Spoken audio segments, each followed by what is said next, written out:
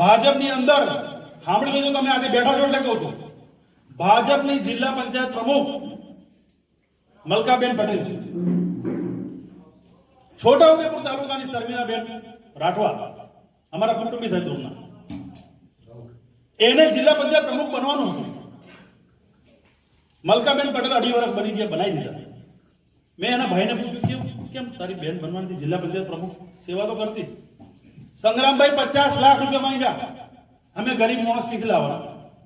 તમે કીધું આટલા મોટા ભાજપ પાર્ટીની વાત કરે તો હોદ્દો લેવા માટે બી પૈસા લેવા. તમે વિચાર તો કરો. આપણા લોકોને એટલું તો ખબર પડે કે ગામમાં હોય તો ગામનો કોમ લાગે. હે જિલ્લા પંચાયત હોય, તાલુકા પંચાયત હોય, આજે સરપંચ બિચારા પેલો સોમભાઈ રાઠવા સાહેબ આપણો ઉમેશ મજબૂત સરપંચ, કેમ એને બોલવું પડ્યું? એને પોતાને સેવા કરેલું કામ, એના બિલમાં બી કમિશન માંગતા હોય તો પછી